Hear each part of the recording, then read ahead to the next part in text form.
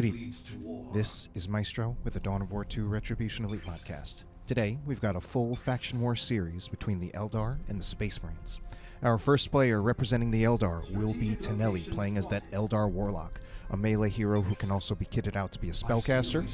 His next teammate is going to be Apoc, as the Warp Spider Exarch. This is a teleporting ranged commander, strong harassment and map control abilities. And finally, it's going to be Crog on the Eldar, playing as the Farseer. This is a support and buffing hero. On the other team, our Space Marine players, it's going to be, first off, we're going to have Rostam playing as the Tech Marine. This is a rather shooty Space Marine hero who has a gun for every occasion and can also repair vehicles. His next teammate is going to be Overtly Gemerous, playing as the Space Marine Apothecary. This is a healing commander, starts out with a targeted heal and a passive heal aura. Later on can get a very strong active heal aura. And finally, it'll be ... playing as the Force Commander.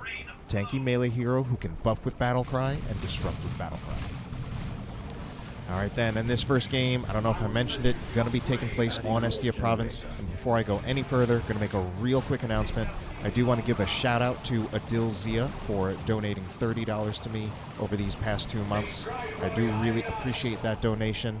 If you are interested in donating too, there is a donation link in my profile, or rather my channel page, and I also even put one in the description of this video. Just to be clear, donations are never required, but always appreciated, regardless of the amount.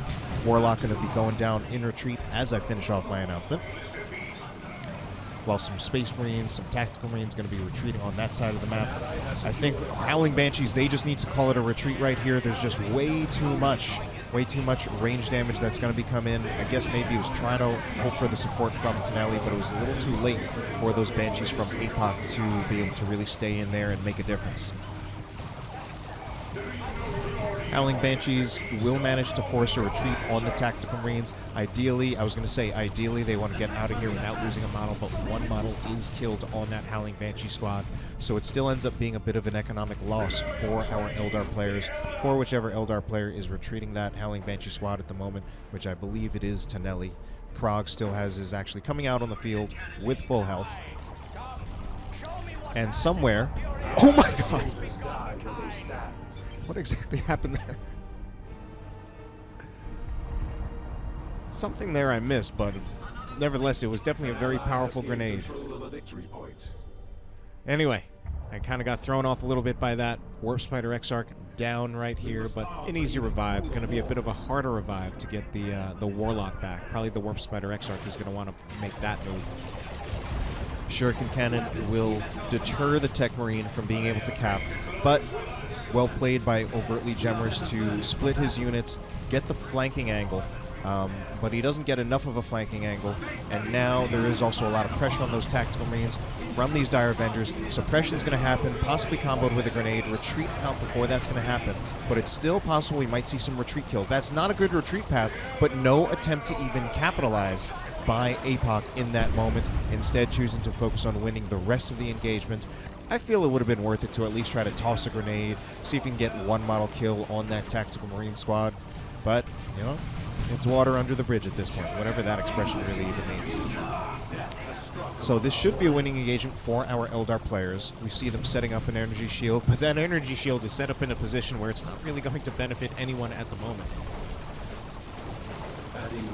Shotgun scouts using that line of sight blocker. Grenade! Oh my god, that could be a kill on that Howling Banshee squad. Good grenades. I believe both of these grenades that we've seen that have been such high value have come out of Overtly Gemerous. So well played by him. Gotta be careful with that for those Eldar players, because that is a Howling Banshee squad down as a result. And our Eldar players definitely have the capacity to return the favor. Certainly their units have the ability to do that. And, I mean, we see our Eldar players have far more Dire Avengers than our Space Marine players have Scouts, which makes sense. Would actually be a compositional problem if they had just as many Scouts as Dire Avengers. Crog actually already feeling like it's over. Man, that's rough.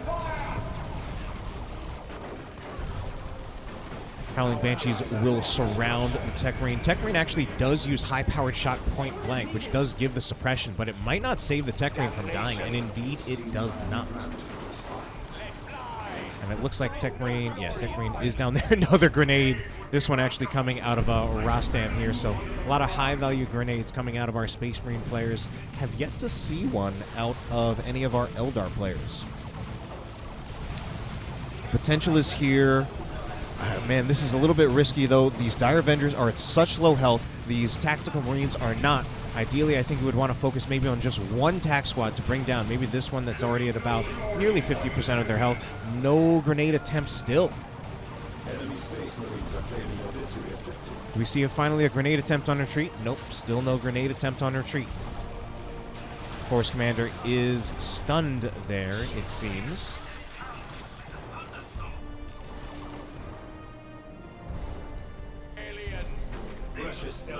Dire Avengers just dueling with these shotgun scouts. They do get behind cover, whereas those shotgun scouts were not. They could have moved over to the cover, but perhaps saw this flank coming from Apoc. I think Crog's call of GG, it feels premature to me. In fact, our Eldar players have tech leads. Crog is an Eldar player. Yeah, I mean, the Eldar players have tech leads. Every single one of them is ahead of pretty much every single Space Marine player. It's only Apoc who is only slightly behind ... But ... is the one who is leading the Tech Marines in terms of their tech race. So it really feels like a very premature call by Crog to say that it is GG at any point. I think there's still potentially plenty of game left to play here. Certainly with the way things are going now at this point. Shotgun scouts with grenade will be infiltrated. Throw a grenade on that Guardian weapon team. Looks like we're going to have a drop pod called in right here as well. Well, grenades are going in on another side of the map. Tactical Marines come out. That looks like a winning engagement for our Space Marine players in this particular engagement. Assault Marines will jump into some low health Howling Banshees. And now this is looking bad for Crog. Crog about to lose one squad of Howling Banshees. He's left with one squad of Dire Avengers. So this is now starting to look rough. But I still feel any calls of game could be premature. I mean, we see Overtly Gemerous. He doesn't even have much of an army himself. And Crog is actually getting a Wraith Lord. Moving to cover. So our Space Marine players probably going to be moving in to bash this power farm. Okay. So actually, that is the concede. I do not feel that was really a necessary concede. I'm going to say pretty much at all.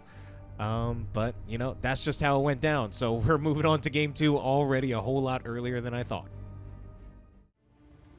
All right, then. Welcome to Game 2 in our full Faction War series between the Eldar and the Space Marines. Quick end to Game 1, but we're moving on to Game 2, seeing if our Eldar players can get back in this. And Game 2 will be taking place on Argus Desert Gate. We're going to have a few player swaps in this game. We're going to start out with Crog, though, returning. He will be on the Farseer. This is a support hero with heals and buffing and debuffing spells, as well as some area of effect control. Next up, it'll be Apoc on the Warp Spider Exarch, a teleporting ranged commander with strong harassment and map control abilities. And finally, it's going to be Relentless Love Lacia. Really, this is best noob, playing as the Warlock, spellcasting and melee tank Eldar hero. On the other team, it's going to be Overtly Gemerous coming back in on that Apothecary. That Apothecary is a healing commander with a targeted heal, a passive heal aura, later on a much stronger active heal aura. Next up, coming in is going to be Vohlrim on the Force Commander. The Force Commander is a tanky melee hero who can disrupt with Battlecry and buff with Battlecry. And finally, it's going to be ... on yet another Force Commander. This one, oh man, we got all that Blood Ravens honoring the Dawn of War campaigns. So Force Commander looking to approach. He's going to approach first so that he can tank the damage while the scouts and the attacks provide the supporting range fire, which is kind of how you're supposed to lead into engagements.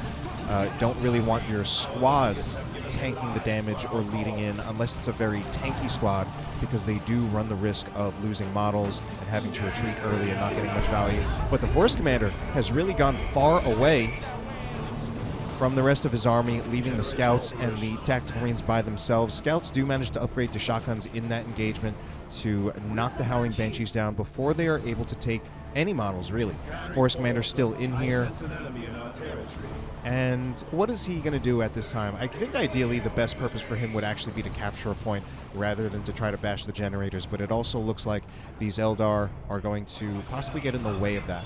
On this side of the map, we are going to see the Apothecary in melee with the Howling Banshees, and that's a smart retreat. As soon as he gets up, he heals himself and then just retreats instantly. He does not want to risk the Howling Banshees proccing another special attack and knocking him down again. Otherwise, that could be a dead Apothecary and definitely not on a beneficial side of the map. Meanwhile, what is this? How do you sneak past your opponent, capture their power, and put a note on it? What even is this? That makes no sense. You know, I'm going to start calling GG. Oh no, they're going to start bashing the power. They're probably not even being noticed. Grenade's going to go in. Might even be a full kill. I think it is. Yeah. Oh my god, I just saw that coming. Oh god, that hurt. Meanwhile, Best Noob, or Relentless Love Lacia, with the quad Dire Avengers. Not often you see that. Triple Dire Avengers, not so crazy, but quad is absolutely crazy. Now, it certainly is a huge amount of focus fire, also a lot of grenade potential. Look at the way, well, I mean, it's 3-on-1, so of course they're going to be shredding apart this tack squad. But Dire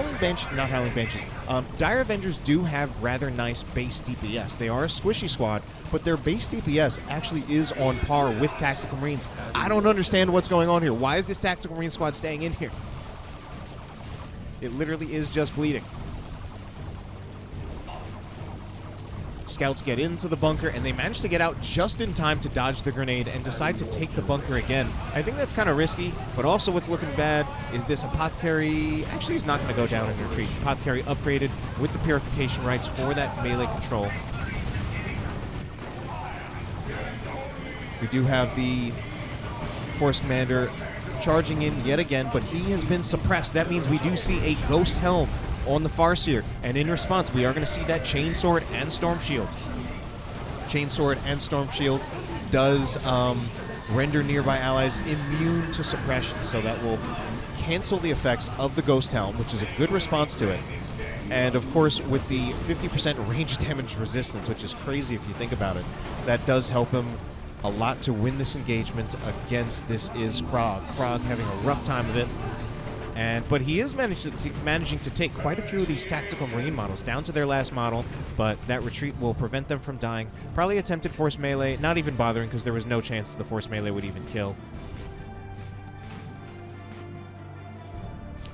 Infiltrated scouts from Overtly Gemerous moving around, but will have to reveal themselves because they are low on energy and not achieving much at the moment. Warp Spider Exarch now in cover, does have that improved warp generator to give him the group teleport ability. I sometimes confuse that with the warrior that allows him to teleport more often. But the improved warp generator does... This is one of those sorcerer-esque abilities where you can teleport not just the Warp Spider Exarch, but several units and do some pretty crazy things with it. Especially if he does teleporting. Yeah, I was going to say, he actually has double Howling Banshees, and the intention behind that is group teleport with the double Howling Banshees right into something like on like a tack squad, or maybe even, especially something like a Devastator Marine squad, which I can't target at the moment. That's something that could very easily result in a wipe. Anyway, there's more stuff going on down here while I'm just talking, and I'm missing it. Assault Marines coming in. One squad of Dire Avengers is very low. I think we're going to see grenade attempt on retreat, but the squad is spread out. Actually just trying to shotgun them down, but that doesn't work. Does take two models. Actually came really close. 7 hit points. Tactical Marines in the bunker, but there are Dire Avengers nearby. It looks like with the way their energy is that their grenades are probably on cooldown. So yeah, they're just backing away from the bunker or the garrison since there's nothing they can do about it. And here are those double Howling Banshees from Apoc. Going to start ripping apart some Tactical Marines. However, it looks like somewhere Apoc did lose a squad of Dire Avengers. Might also lose this squad of Howling Banshees if he's not careful. Force Commander is chasing them down, although with that Chainsword and Storm Shield, he's not really having the best damage for killing on retreat. Howling Banshees are in trouble. That's a pretty lucky special attack to get to kind of cover their retreat path. I think with that special attack, they get out of there just fine. Otherwise, actually, they might still go down. Grenade attempt? No, but range damage. Is the range damage enough? So close. It is. Wow. Grenade goes in. Does actually catch the scouts a little bit. Not a single model killed. Shotgun blast and then retreat. Do these scouts get out of here without losing a single model? They do. That's crazy. Howling Banshees don't. And the Guardian weapon team is here. I was going to say there's no real answer to it, but then I remembered, oh, here's that Chainsword and Storm Shield. What's the retreat for? Well, I guess that retreat was from Vohlrim. Maybe he wanted to reallocate his forces somewhere else. Otherwise, he could have helped. Is this Vohlrim, or I can't actually tell which one of the force commanders this is. This is ... He could have helped ... to just focus down that Guardian weapon team, but perhaps not so necessary to give him the assistance at that time. Meanwhile, on this side, Relentless Lacia, otherwise known as Best Noob, is positioning himself for a power bash. He has definitely won his engagements in this top lane, although he is lacking his Warlock. And he is successfully getting a generator bash, and at the moment there is no answer to it whatsoever, so I'm not sure who is in his lane. That is going to be... This is Overtly Gemerous in his lane, so Overtly Gemerous moving around in the middle. And Overtly Gemerous keeps on running with these really, really small armies. In fact, I don't know if I have seen Overtly Gemerous fill out his third unit box this entire series so far. Of course, not a very long series yet.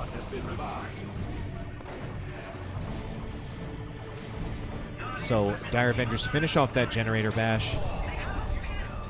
Here is the support, though, from Vohlrim with a much bigger army than Overtly Gemerous. He's got the Force Commander moving in here, but the Force Commander, why is he moving away? Oh, no, he's trying to converge on those Dire Avengers. No energy for a grenade on retreat. We're going to see one attempted. This is by Overtly Gemerous, but that's a big miss on that one. On this side, that Chainsword and Storm Shield.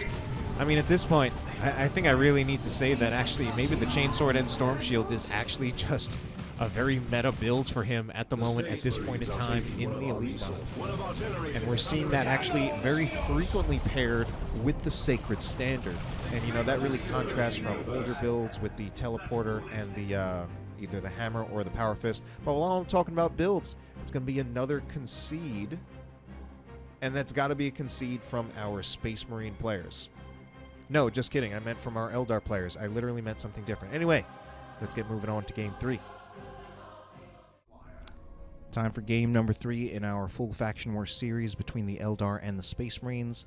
Looks like we're not going to have any players being switched out, so it will be Relentless Lacia on that Eldar Warlock. Next up will be Crog once again on his Farseer. Apoc going to be on the Orc Spider Exarch yet again.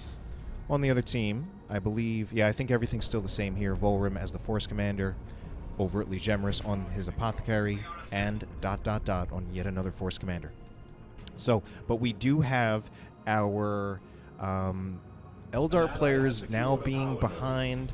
It's 2-0 in favor of the Space Marines, and so far it has been a quick series with both of those first two games coming in at under 10 minutes each.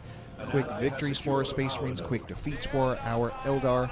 Let's see what they can do to come back into this series. Otherwise it's just going to be a quick 3-0 for them. Slow start. Tactical Marines going to move in to the contested victory point, looking to capture it and maybe get some victory point pressure in their favor. Dire Avengers decide to move back, choosing not to engage. Yeah, without a hero, I was going to say, without the Warlock there, they really just don't win because they would definitely get out-traded by the Tactical Marines and the Force Commander. So the Warlock being here does make quite a bit of a difference, as we see the Force Commander is drawing all of the attention of the Dire Avengers. He might even go down in a retreat here. He actually should. So misplayed by ... letting his Force Commander get so isolated, and then just forgetting to even just press the X button and retreat him. Warlock will not commit the same mistake. Relentless Lacia, Best Noob, quite a good player, and does not let that happen. So one engagement for Best Noob in that lane. Dire Avengers right here going to slowly bash this one generator by themselves, while some scouts will be approached by the Howling Banshees. But Howling Banshees step on another grenade. That's going to be another Howling Banshee kill, I think. Oh my god, I think that one came from Apoc. They really, really need to start respecting the grenades coming out of these Space Marine players.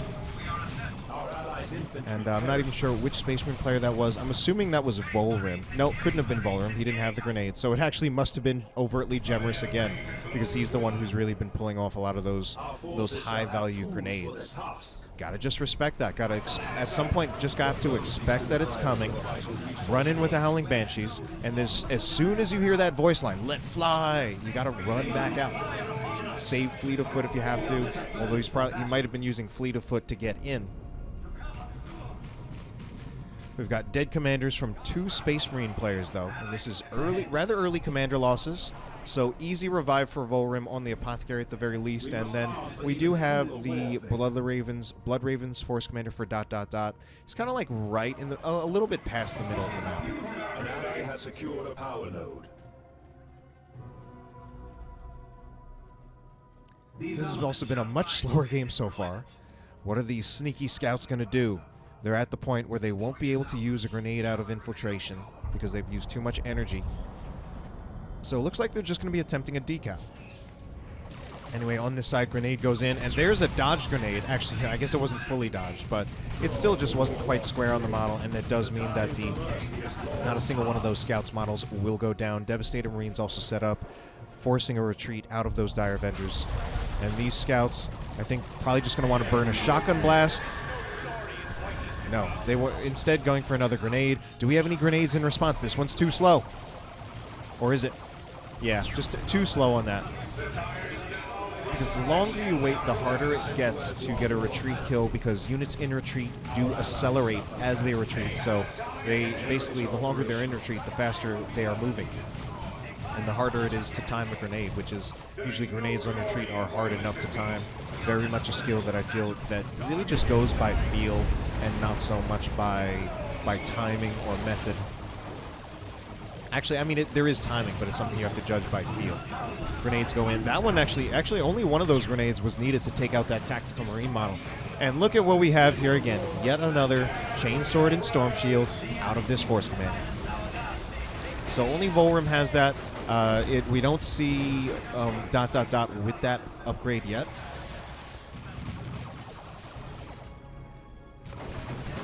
And this has been a much calmer game compared to the last two. Obviously, those last two ending so quickly. That means one side is not doing very well at all if a game ends that quickly. Because usually, even something like a 15-minute game in Dawn of War is considered a short game, especially for a team game. Merciless Switchblade going to be coming out for Best Noob, combined with the Champion's Robe. It's an age-old combo. Turns the Warlock into a melee tank, and it's also something that he can do rather early on.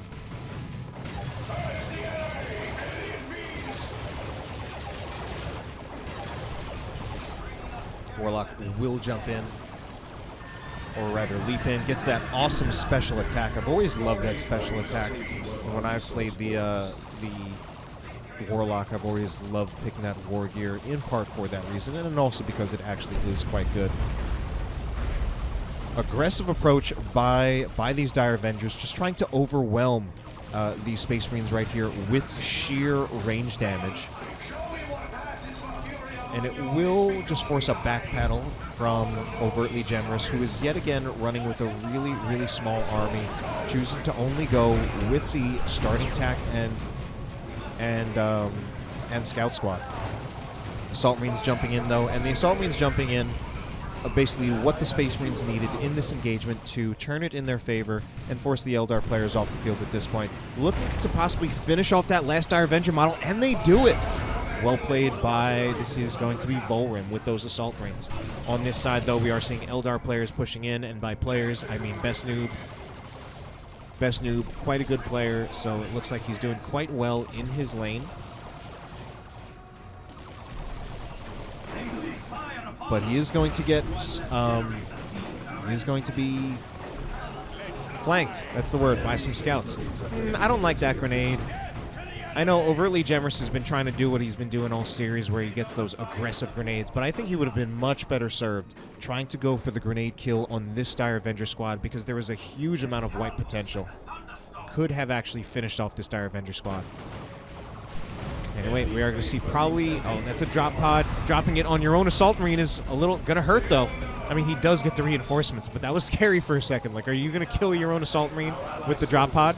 Oh, Warp Spider Exarch teleported out, but died anyway from the Force Commander. Probably not just the Force Commander, probably other sources of damage as well. Assault Marines jumping in on the Dire Avengers. It looks like these Dire Avengers were attempting to throw a grenade on the Devastator Marine squad, but could never quite pull it off. And this squad of Dire Avengers in a little bit of trouble. Grenade, it would be hard to pull off grenade from that angle. Still just gets one model on the Dire Avengers from range fire. Lone Guardian Weapon Team will suppress the scouts, slow their attempted generator bash. The Assault Marines could just jump in. There isn't a whole lot of support to stop them, and it looks like that's what they will do. Nope, they're moving back again, choosing not to, choosing to play it a little bit more safely. And oh, here's a Wraith Lord. Didn't see that one coming. I wasn't paying enough attention to the unit tab to see that Crog was already building a Wraith Lord. There we finally do see the jump in by the Assault Marines, but now there is a Wraith Lord coming into support. Probably will force off the Guardian Weapon Team, but it looks like the Generator Bash is in. And he can even just straight up hit the X button here. At some point, he may just be able to outrun the Wraith Lord, since most infantry squads do move faster than most walkers.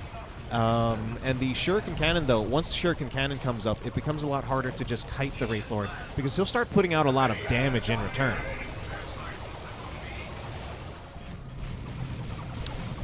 So we are going to see that Warlock once again pulling off another awesome special attack, knocking down the Force Commander. I mean, with his current build, I would say that the Warlock does win head-to-head against the Force Commander. Since we have a support Force Commander build, he's not going to be doing a whole lot of damage, and he hasn't yet spec'd into any other war gears. Suppression will go out on the Tactical Marines, but a situational drop pod, oh man. That's kind of a shame, using that drop pod, spawning a Tactical Marine squad. I think the intention there was to put the drop pod down there to try to help win the engagement, but 3 grenades go in and they retreat right through it. Oh, unfortunately, a little bit of a misplay by ... Yeah, I think he... Oh, but here's the flank by Overtly Gemerous. He wanted that drop pod earlier to help to support the 2 tacks that were on the front line, but eventually those tacks just took too much damage, waiting for that drop pod to come down, and eventually that just left that 1 tack squad behind enemy lines completely isolated. So Shuriken Cannon now needs to beware, and it's just an instant retreat. Yeah, he sees the Force Commanders coming around the corner. The scouts were about to drop a grenade on it. Meanwhile, we are going to see Tactical Marines with a plasma gun, question mark? Really, really surprised to see that one. We don't see any Dark Reapers, which that's also a question mark. Why don't we see any Dark Reapers from any of our Eldar players? Warp Spider Exarch, is he going to be finished off in retreat? And yes, he will. But on this side, we do have a bit of a power bash happening, but the Wraith Lord is in so much trouble. It needs to keep moving back. It can't just stand here. Like, it literally needs to click all the way on the other side of the map, but it might be getting path blocked by the Dire Avengers. No, they clear a path right through it, and I think it's going to be just fine, because it's also got another Wraith Lord setting up, but it still needs to be super careful that it's going right into the firing arc of a las cannon. Wraith Lord being chased down by the Stern Guard veterans, and I think the second Wraith Lord will get out of there as well. Again, moving out of the range of that las cannon. The retreat will be forced from the Stern Guard veterans being chased down by the Howling Banshees. This one with the aspect of strength. Meanwhile, on this side, I feel like, man, things are happening on so many different sides on the map. Overtly Gemerous Overtly Gemerous still does not have a 3rd unit aside from his commander. What is going on here? He's in tier 3. He's probably going for like a Land Raider Redeemer or something. Speaking of Land Raider Redeemers, ... already has one queued up. Meanwhile, Best Noob is really having the better end of things in this lane, I feel. Anytime I check over here, he seems to be winning, and yet the victory points aren't too far ahead for our Eldar players.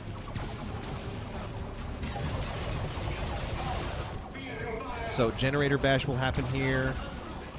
this is going to be, what, Terminators? Yeah, I thought so. Terminators are what only makes sense there, because the drop pod you'd be putting, especially if it's a tac drop pod, you'd just be putting them at way too much risk. Terminators, there's not a huge amount of damage threat against them. They're immune to the suppression from the Guardian Weapon Team. I don't think they even needed to burn the teleport to threaten the Guardian Weapon Team. I think they could have stood there and actually just shot at the Guardian Weapon Team with their Storm Bolters, and that would have worked about as well. So Support Force Commander might also work quite well with these Terminators. Terminators are actually going to be going for the Cyclone Missile Launcher. Going to be wanting to use that as even a potential anti-vehicle response against the Falcon. But right now the Falcon is just moving back. Infiltrated scouts, what are they looking for? They're in a position where they might soon be detected. A big engagement's going to start happening here, and now this game is finally starting to heat up. Scouts, oh man, they finally reveal themselves. They're in such a bad position. That's a wipe on the scouts. Yeah, they were just looking for something real sneaky for too long, but ultimately it did not work there.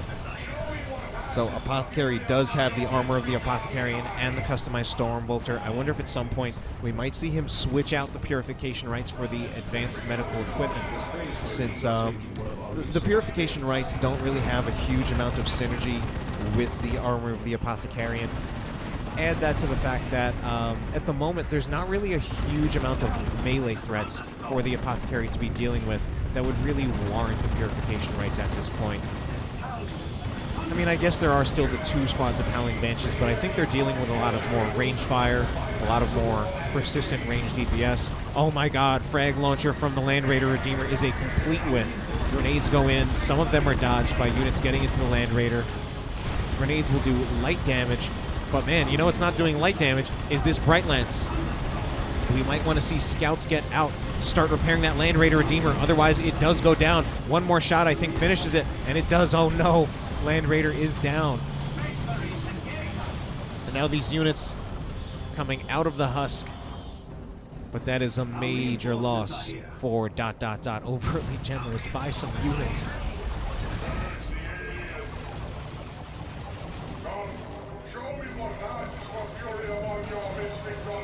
Alright, Terminators potentially in a little bit of trouble. They are being chased down by both the Wraith Lord as well as the Howling Banshees, both of which can do pretty significant damage to the Terminators, although the Wraith Lord, mostly only when he's in melee. That Shuriken Cannon is actually not going to be doing a huge amount of DPS to those Terminators because it is a piercing weapon. Meanwhile, on this side, a Wraith Lord will go down. Kind of missed that one, but it looks like... Oh, we had Veil of Time on the Devastator Marines. That means we also have a Librarian. 2 Librarians.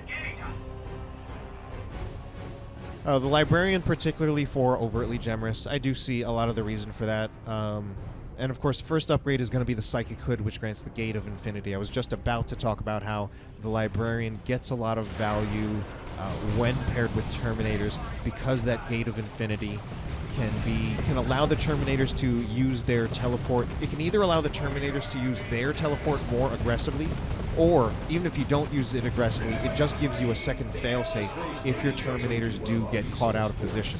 Force Barrier will also be cast against absolutely nothing.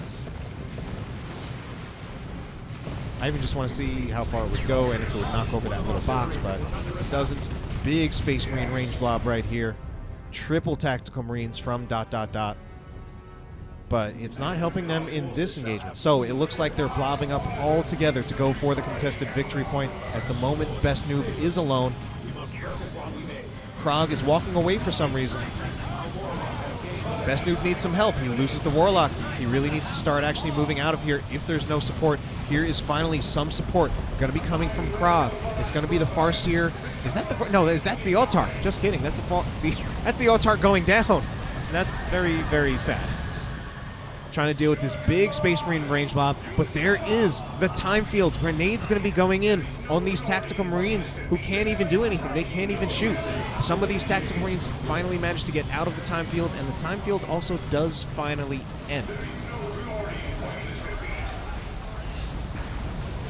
Another set of Terminators going to be called down, this one from ... And we do see the Warp Spider Exarch. It looked like he was targeting Terminators.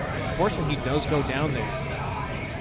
We are going to see that is going to be the Gravity Blade. The Gravity Blade. It's been a while since I've seen that one coming out of our Farseer. I usually see, these days, I mostly see the Doombringer coming out of Farseer players, and if it's not the Doombringer, then it's usually the Singing Spear for that anti-vehicle damage. Looks like that was an Eldar squad killed in retreat. Apoc having a little bit of trouble. Our Eldar players with a massive victory point lead, over 200, but they're also at a point where, well, Apoc really needs to rebuild an army. He's got a set of Seer Council coming in, and it looks like at the moment they're possibly choosing to concede the contested victory point for a little while. Or maybe not. Best Noob is going to move back in. Massive amounts of range damage, but they all get disrupted by the Assault Marines coming in here. Assault Marines, however, Wailing Doom going in on some Terminators, going to knock them off the point, going to keep the Eldar having the victory point pressure in the moment. Alright, all of the action still concentrated over here, but one squad just appeared over here. It is the Terminators who probably use their teleport offensively to move in faster to try to get a decap on the Eldar Natural to stall out the victory points. And we do see Overtly Gemerous' Librarian, if anything, moving in a little too close. I feel like he might want to stay far back. Probably going to use an aggressive force barrier. Yep. Meanwhile, what's happening on this side? I think I hear the time field. And there is the Gravity Blade, yet again from that Farseer. She's also been upgraded to the Runes of Reaping, reducing her cooldowns and increasing her energy regeneration. Meanwhile, I believe that was a squad killed. I think that might have even been Sternguard veterans killed for someone. Might have been Vohlrim.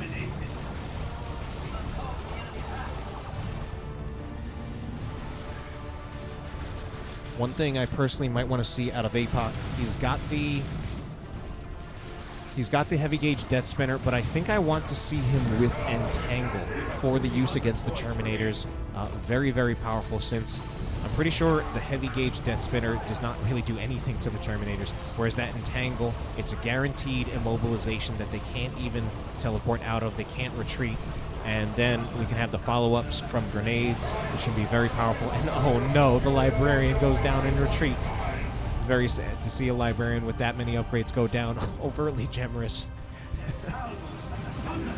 with those small armies. And finally, we see some Dark Reapers, double Dark Reapers coming out of Apoc, finally waking up. Especially seeing once they have the Terminators, it's like they can't mess around anymore and not get the Dark Reapers. They need at least one squad just to provide out that damage, because Warp Spider is just going to be losing handily in a direct fight to Terminators. Not that we even see Warp Spiders,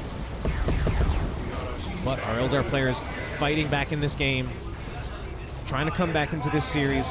Victory points are in their favor. More Terminators will be called in. Terminators have to be careful, though. Once they get into melee, especially with the Seer Council, they're in a huge amount of trouble. This Seer Council squad a little bit low on health, though. And soon it's actually going to be a triple cap for our Eldar players, which could actually spell game in their favor, trying to come back into the series. Turns out the Gravity Blade actually works out quite well for that same purpose that I was talking about. Really, the Levitation Field is the name of the ability. Time field goes in, so just once they're inside that time field, they're slowed, they can't attack, they can't use abilities. And if there's follow-up, it can be very, very tough to deal with. Oh, man. I think should have just retreated there with those Assault Marines jumping in. Dire Avengers in a huge amount of trouble. I think one of those squads of Dire Avengers... Oh, never mind. I was worried about those Dire Avengers. Should have been worried about those Space Marine victory points. So, our Eldar players coming back into this game. It's now 2-1, though, so they still have to win 2 games if they want to win, whereas our Space Marine players will only need to win 1. Let's now move on to Game 4. Alright then, Game number 4 between the Eldar and the Space Marines, going to be taking place on Cathari Ruins. Our first player will be Crog on that Farseer, that spellcasting and support hero who can also get a heal for the Eldar. Next up, it's going to be Best Noob, who goes by Relentless Lacia in his Steam name, playing as the Warlock. This is a tanky melee commander who can also be a spellcaster if he wants, but he's really been going more that tanky build. Apoc going to be that teleporting Warp Spider Exarch. Overtly Gemerous going to be on his Apothecary. ... returning on that Force Commander, and Vohlrim going to be on the Tech Marine this time. So then, let's see what's going to happen here. The Tech Marine will get in cover to try to deal with this Warp Spider Exarch. Warp Spider Exarch just walking up to the cover.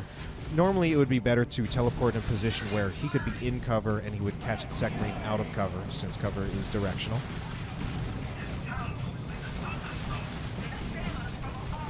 But up here, more is going to be happening with the... And we see on both sides we have the commanders moving in.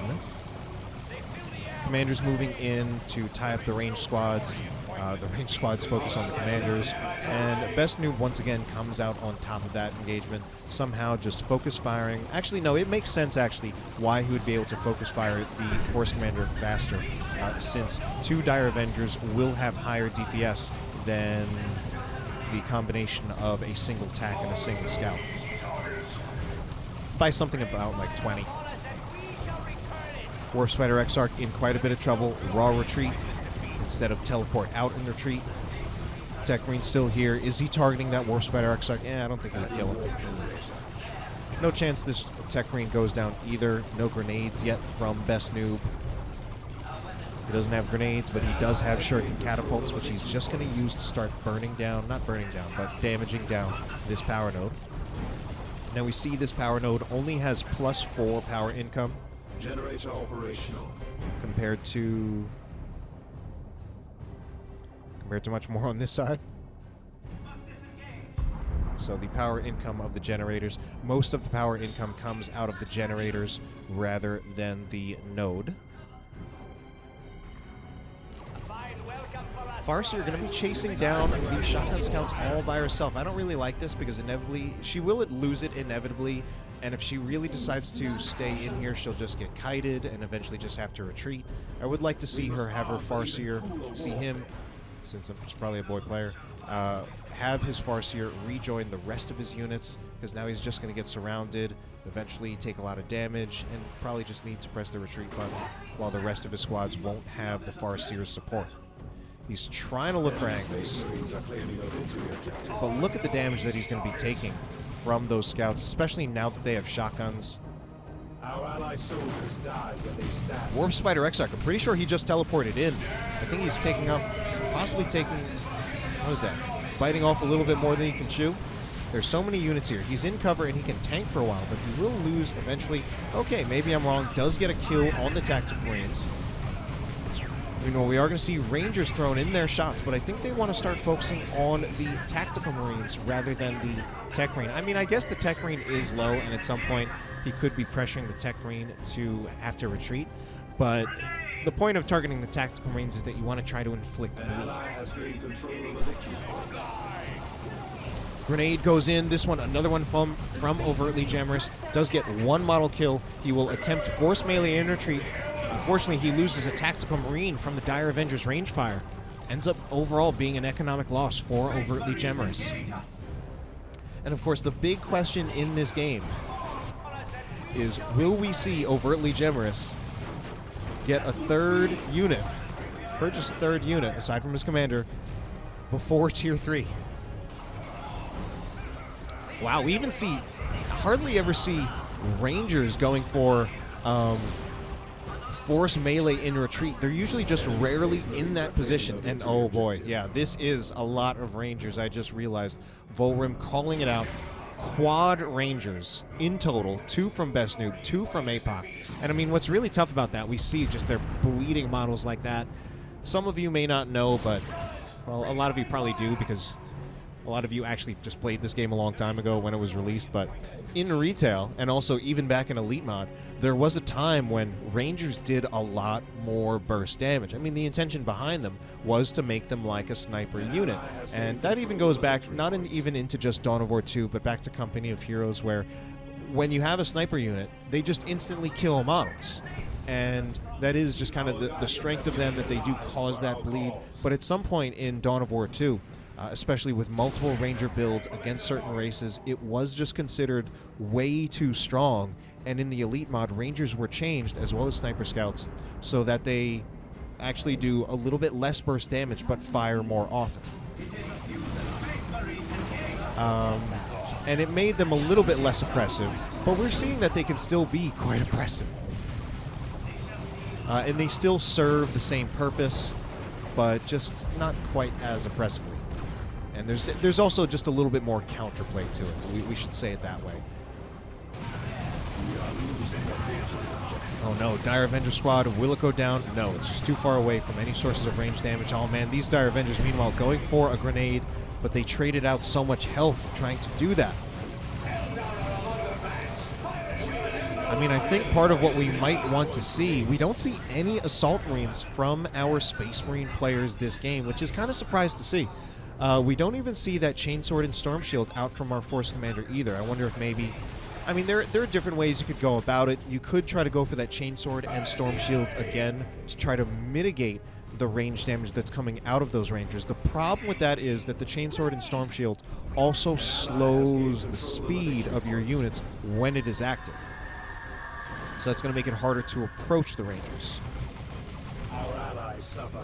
Now, on the other hand, we could see a more aggressive approach with things like Assault Marines, which we don't see any of those purchased yet from any Space Marine player. He is going to go with the Chainsword and Storm Shield approach. I was wondering if we might see a more aggressive approach, choosing to get something like the Thunderhammer and the Teleporter pack to try to really just get in on those Rangers and just ruin their days. Or ruin their day. Because right now I feel like they're just playing into this Ranger build so much, and it's a triple cap in favor of our Eldar players. Given how fast the Eldar players lost the first two games, this is an absolutely brutal response. It's now 498 to 186, and it's ticking down as a triple cap. Now, Razorback is not a bad answer at all. In fact, I like the Razorback answer a lot. The reason why is because since our Eldar players committed so heavily to Rangers, that means that they were less ready to deal with a vehicle response. Or less ready to make a response to a vehicle. Because if they had Guardian Weapons teams instead of the Rangers, then we would be looking at easy Bright Lance upgrades, which is why we see the next purchases out of both Best Noob and Apoc will be Bright Lance Guardian Weapon teams. Warp Throw with the grenade kills two of those models on that Tactical Marine squad. Actually, was that no? That was a Devastator squad that was wiped out there, and a Tactical Marine model was pulled in with them. All right, our Space Marine players are answering back. The Razorback was working, but now he does have to fear the response because we do have some Bright Lances out on the field. This Razorback is at low health. It's going to need repairs, and at this point I would consider even putting the extra armor on it, just because I feel that Razorback has been so crucial to the Space Marines trying to fight their way back into this game. And it is going to have to contend with some Bright Lances out on the field now that there actually is a response to the Razorback. We are also going to see that Falcon also going to be able to do light damage to the Razorback. Now, the Falcon should never be able to kill the Razorback. And it's going to make me just eat my words right there. Oh my god, what a caster's curse. But I was going to say, in a perfect world, a Falcon should not be able to kill a Razorback, because a Razorback, although it can't do any significant damage to the Falcon, it should be able to always outrun it. But there, he was just caught in a situation where the Razorback was already low on hit points, did not upgrade to the extra armor, and then he found himself taking rear armor shots, trying to get the Razorback out of there. So, the Razorback did answer back well to the Rangers, but then the Razorback was well dealt with. And this is especially a situation where I feel like Overtly Gemerous's short builds are not going to serve him. And it might be too late in this game. I think I'm going to want to see an adaptation in the next game, if there is one. Which right now it really looks like there will be.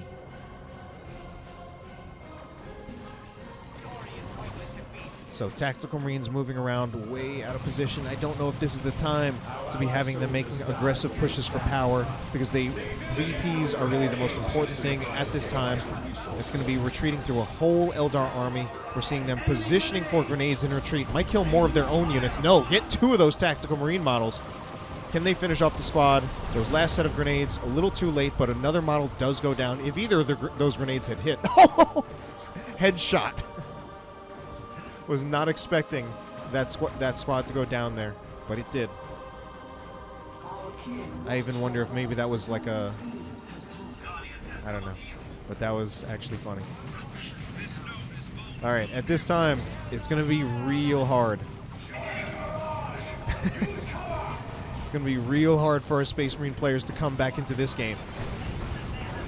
Warp Throw going to go in, but retreat will happen before any of them get pulled.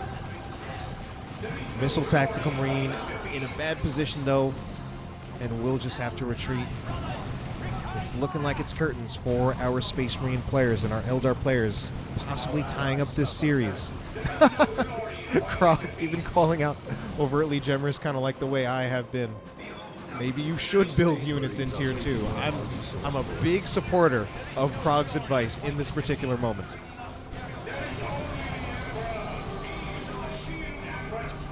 Force melee by the Eldar. I don't know what those Dire Avengers were doing there. Almost lost the Dire Avenger squad. At this point, I'm not... Oh, and actually, in fact, did lose the Dire Avenger squad. New units are now available to us. Our reinforcements are here. Shotgun scouts. Oh, man, what are they doing here? Just going for a decap on that power, or a cap on that power. But at this point, what will that serve them?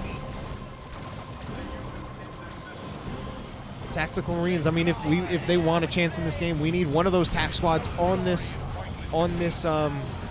victory point now. And I mean, ultimately, they are going to lose this engagement. Oh my God, I think that tac squad in so much trouble. But I think they had a chance to at least get the decap on this victory point if they had started capturing it. Probably wouldn't have mattered though, actually, because we do see the victory points tick down to the end, and this Dire Avenger squad would have finished the cap on this bottom victory point. So it is, in fact, a tied 2-2 series.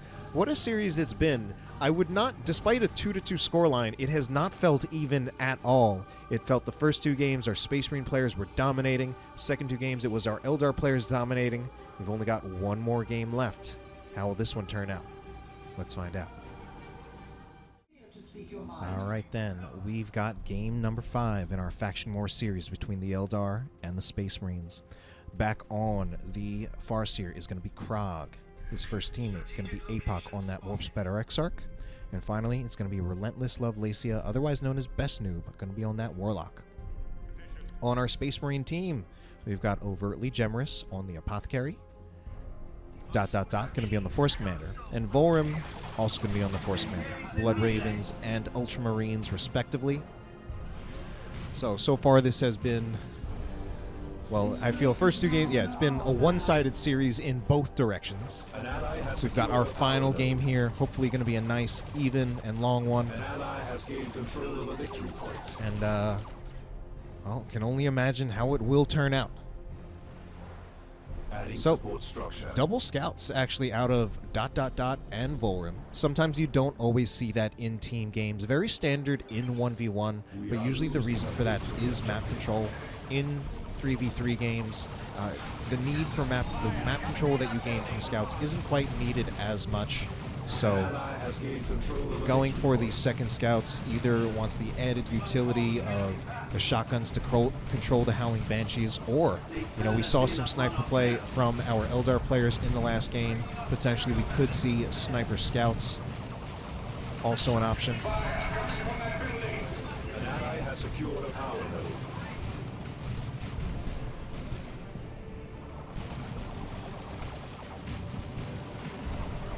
So, Howling Banshee is going to be in that engagement. One Tactical Marine model was killed. Only one Howling Banshee model was killed, so that's an economic win for Crog in this particular lane. Double Dire Avengers going to be winning against a single squad of scouts, even though they're in cover. But here's the help from, there's going to be from ... firing from a flanking angle at the Dire Avengers with his scouts as well as his Dire Avengers. And I'm pretty sure I just caught out of the corner of my eye, we've got some sniper scouts. And Crog actually predicting that they might be massing sniper scouts. And we do see a third scout building for ... which almost 100% means sniper scouts. Well, I mean, sometimes you might see like a double sniper and a single shotgun, but it's also possible just for triple sniper. I think our Space Marine players may be a little angry after that Game 4. That they did even call it cheesy sniper spam. And they might have just realized, oh, as Space Marines, we can do that too, being the only other race that has a sniper unit. Just kidding. There is something called a Vindicare Assassin for the Ordo Malleus. So, triple Dire Avengers going to be, no, it's just getting double Dire Avengers, possibly scaring off the Apothecary, but now going to find themselves taking some hard bleed damage from these sniper scouts. Trying to move in aggressively for a grenade. That's a little too aggressively. Don't even need to go that far in for a grenade. One scout model is killed from the grenade that went in. Warlock right here is not upgraded, so his damage on these Tactical Marines not going to be too strong yet. But Howling Banshees, they're strong even when they don't have an upgrade. Grenade in retreat does not get another model on those Tactical Marines, even with those two grenades, but they were kind of just in the same spot, overlapping. Meanwhile, in the bottom lane, we are going to have Vohlrim moving in for a power bash, even bashing with the sniper scouts. Not the best of bashing units, but it's just as long as they're here, and as long as there are no other things to shoot at, they might as well just bash the generators. However, now they've got something to shoot at. Sniper scouts, I was going to say, really want to be focusing on those Dire Avengers, but they were kind of caught out of position where they would already be taking damage from the Dire Avengers in range. And it's just going to be a retreat call. Does lose one model, but I think it's worth it given that he was able to bash all three of the generators. Two are rebuilding, purchased by Crog. Tactical Marines, this one also with a flamer, starting to tank some ranger damage. So we do see a little bit of a sniper response from our Eldar players, but it doesn't look like as much with our Space Marine players right now. We've got triple sniper scouts from ... as well as the double from Vohlrim. So a total of 5 sniper scouts. Now, normally, the one reason why I would normally expect the ranger spam more so than the sniper scout spam is that I'm pretty sure, although I'm not 100% sure on this, pretty sure that if going by the stats or whatever, an equal amount of rangers should have the edge over an equal number of sniper scouts. Now, one of the factors to consider here, obviously, is that the Eldar players don't have an equal number of rangers. They have 3 to the 5 sniper scouts, and oh my god, ... At this point, it is very, very abundantly clear that the Space Marine players are going for the sniper spam, and although this scout does not have a rifle yet, I'm pretty sure it's coming. Now, one of the things this does mean for our Space Marine players, especially for ... and Vohlrim, is that they are making very heavy power expenditures in Tier 1. They should be getting to Tier 2 later than our Eldar players. At least that should be true for ... and Vohlrim. For Overtly Gemerous, that's not necessarily true, but Overtly Gemerous does like to invest in his commander. He does have customized Stormbolter as well as the Purification Rights. And our Space Marine players are getting the better end of the generator bashes at the moment. It is a... I was going to talk about victory points for some, but anyway, we did see generator bashes did happen here. Quite a few already. We are going to see the Eldar players attempt to return that favor, but they don't have anything that can bash quite as quickly as a flamer. One generator goes down nevertheless, focusing on a second, as well as even focusing on a third, but the damage is split. Assault Marine's going to jump in. They managed to hit both of the Dire Avenger squads because they were bunched up. And actually, that means it looks like it's only going to be that one generator that will be killed in that engagement. Grenades attempted on the Assault Marines, but they have enough energy for another jump. So, Howling Banshees trying to get some kills on these Assault Marines, but they have to be careful. There's so much support between the Sniper Scouts, the Flamer Tactical Marine. They might go down in retreat here, and in fact they do. Even tripped over the barrel in retreat. What a way to go out. That's why we do see our Sniper Scouts. They are trying to destroy as many of these barrels as they can. They realize what a hazard these barrels are. You don't want to trip over one of those in retreat. An unknown mechanic in Dawn of War 2. Tactical Marines, will they lose another model in retreat? No, they will get out of there with 2. The Apothecary is walking around this tank trap. He's playing Ring Around the Rosie. What is he doing? Anyway, now he's finally going to get into melee. Point blank purification rights just to knock them down. Looks kind of funny, although not hugely effective in this moment. Sniper Scouts even scoring retreat kills on the Dire Avengers. Destructor goes in, but not to strong effect. Sniper shots go in to very strong effect, killing 2 more of those Dire Avenger models in retreat. Now, normally retreating provides... Oh my god, those Dire Avengers. That was very ill-advised. Anyway, I was trying to say normally retreating provides a strong range damage resistance, but with those Sniper Scouts just doing so much burst damage, they were still able to take out a few models in retreat. Anyway, here is finally the answer from our Eldar players, making it to Tier 2 faster than our Space Marine players, getting those vehicles out.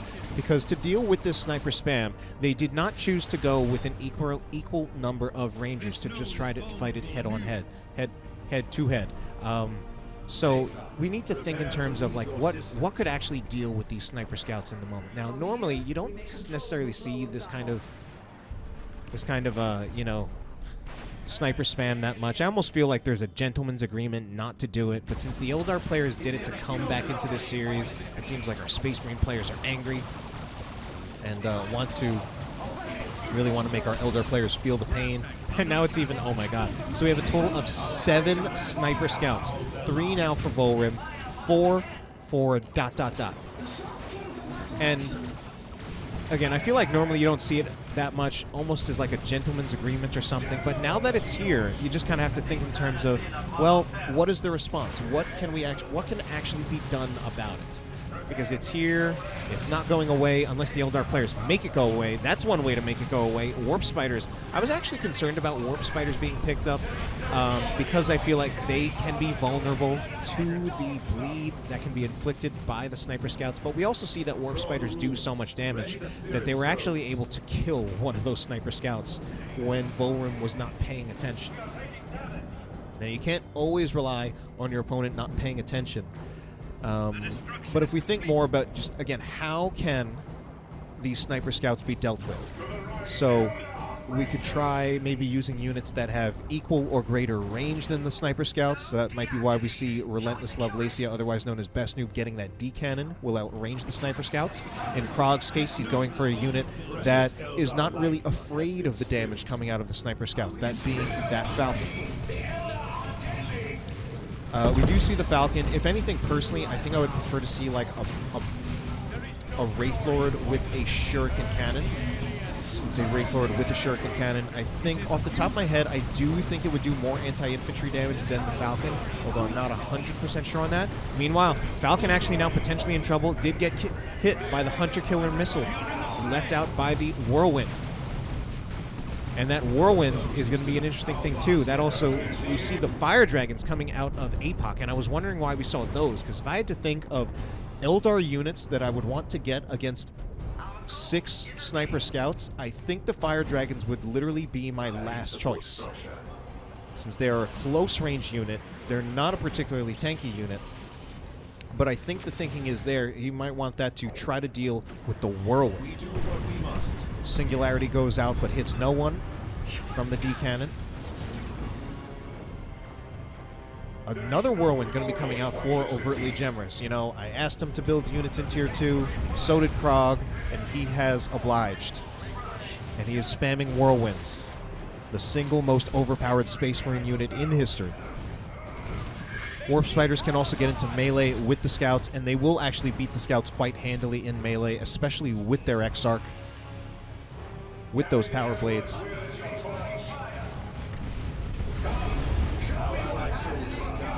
Yeah, I mean, the Fire Dragon's approaching there. Not going to be great. I mean, at some point they want to find an angle where they can unload on the Whirlwind, but that wasn't it. Sniper Scouts hitting the Warp Spider Exarch, who just teleports out of there. Decides to decap a requisition point. Assault Marines will jump in on the Warp Spiders. Slow reactions to not jump out before they got their knockback. Two Warp Spider models will be killed, but I think an Assault Marine model went down as well.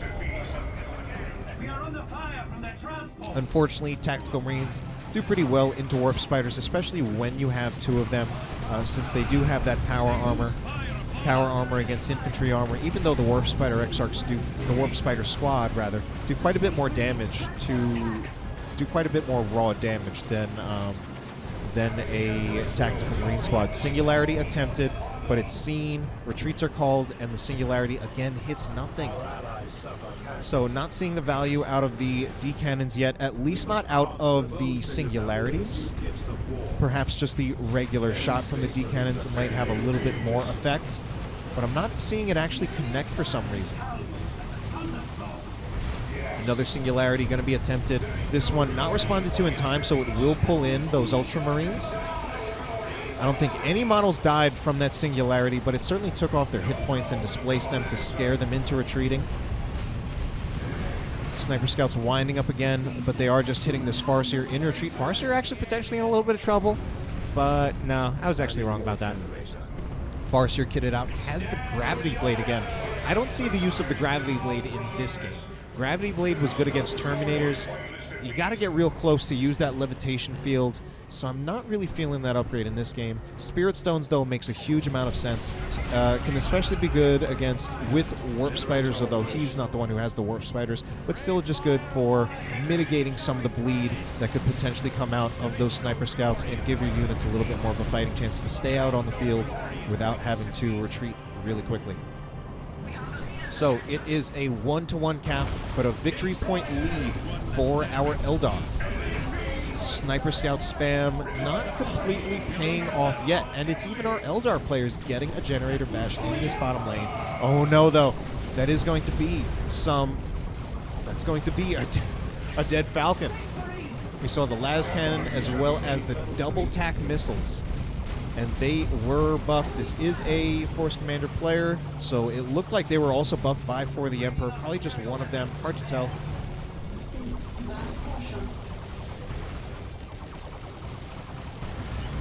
So Gravity Blade was used, but the combo with the grenades was missed. At some point, I don't think these Dire Avengers really want to stay in here that much longer, because we've seen the Tactical Marines just close in for melee, because they will win the melee handily. I don't think any grenades are ready from either of these Dire Avenger units either. Devastator Marines don't contribute a whole lot to this particular engagement. A small amount of DPS from those Bolter models. I think the Bolter models on the Devastator Marines do 7 DPS, but I'm not 100% sure. Looks like one Whirlwind was killed at some point. I did miss it, but there is another one for Overtly Gemerous. And we're going to see this Warlock from Relentless Lacia, otherwise known as Best Noob. He's going for Providence along with the Witchblade of Kurnos. Warp Throw used, but a big miss on that. Singularity going to be coming in again. But is it going to be responded to? Yes. Singularity again going to hit nothing. Warp Spider Exarch using Providence just in a head-to-head against the Force Commander. A completely unupgraded Force Commander. He will win that, but I don't feel that it is the best use of Providence.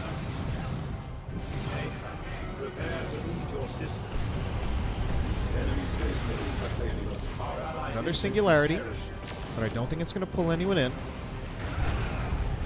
I mean, I think what we might want to see him do is, especially since it is Best Noob who does have those D-cannons, we might want to see him try to set up the Singularities with the Warp Throw, because so many of those Singularities are missing. Only saw one of them connect so far out of like 5. Warp Spider's going to be killing a squad in retreat? No. Too much health left on this Scout squad, and not enough melee damage on the Warp Spiders. But they do get around the Devastator Marines. They will just focus it down. At some point, this Devastator Marine squad is going to just have to retreat. Otherwise, it will just die. And I think he must have his attention elsewhere because he's not reacting to it. And this is going to be a kill on the Devastator Marine squad. Unfortunate, just dropping the micro completely. Generator Bash going to be happening in the bottom lane with these double missile attacks from Vohlrim. Going to make it a lot harder for any vehicles to work out from our Eldar players. We have lost the generator to enemy fire. Meanwhile, the Force Commander is here completely unupgraded still from Vohlrim. ... at least does have that Sacred Standard, so that if the Force Commander can't really get in, at least he can stay by his army and passively give them a nice buff.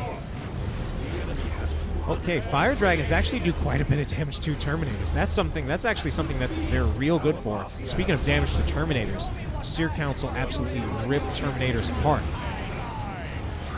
Grenade attempt actually does connect, but Seer Council are tanky enough that they are able to withstand the damage of that grenade. But at some point, I think the Seer Council do want to move out of here. Might want to see if they can start getting a Generator Bash, and it doesn't look like... Oh, they get a heal from the Farseers. Yeah, definitely some good synergy there, getting Seer Council with a Farseer who is able to heal them up. And all things considered, after the way this series started, it's now a triple cap for our Eldar players. They've weathered the storm of the Sniper Scouts. In fact, we don't even have that many Sniper Scouts left. We've got 3 Sniper Scouts left. And in a normal game, that would actually be considered a lot. But this is anything but a normal game. Howling Banshee is going to be charging in to some scouts who have no way to stop them. They don't have the energy for a shotgun blast. I think one more model will be killed. No, instead they're going to focus on the Tactical Marines. But at this point, I think we already saw the Seer Council retreat, so there's no reason the Banshees should stay in there any longer either. And ooh, an Eldritch Storm hits the Predator. Predator upgraded with extra armor and will be finished off by the Eldritch. And with a Fire Prism coming out, less than 100 victory points for our Space Marine players, I think this is going toward a series win for our Eldar players. This would be a reverse sweep, the first of its kind that I've been able to cast in a best of 5 faction war series. Oh man, finally we get the money singularity. Pulling in those Tactical Marines who were desperately trying to get a decap. They were left with not much choice. And then they were finished up by the cleanup crew of those Fire Dragons. Actually, I really think it was the Fire Prism that actually... This is an ugly Fire Prism. I don't like this at all. This is some heresy. Terminators will be out for ... but... Oh, Terminators just get out of there. I mean, if they're teleporting out of there, I think that's basically like a concede. Because if I'm looking at that, I'm trying to think, what's the one unit that can actually get the decap here? And I would say Terminators, but of course they do have to worry about both of the abilities from the Avatar. But it's like, who could actually possibly tank that much damage from the D-Cannon, from the Rangers, from the Fire Prism? It would only be the Terminators, but they chose not to. So, it does look like Overtly Gemerous will try getting a decap on the Eldar Natural. He'll get the decap, but the full cap is not happening. That buys them some time. And with all these forces committed to the top now, they need to see about possibly moving into the middle if they do want to see if they can keep this game going. Singularity, gonna be... Oh!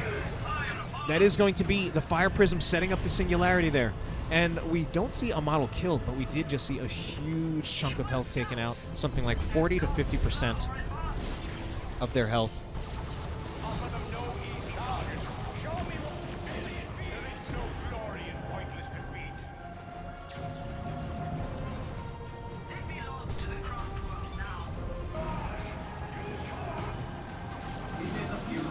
Assault Marines jumping in, still playing this game, but the victory points will tick down in favor of the Eldar against all odds, coming back into this series with a reverse sweep. And what a game to end that series. Although the victory points ended up not being too even, it really did feel like that was an even game for most of it. And it was a great Faction War series. I do hope you enjoyed it, and have a good night.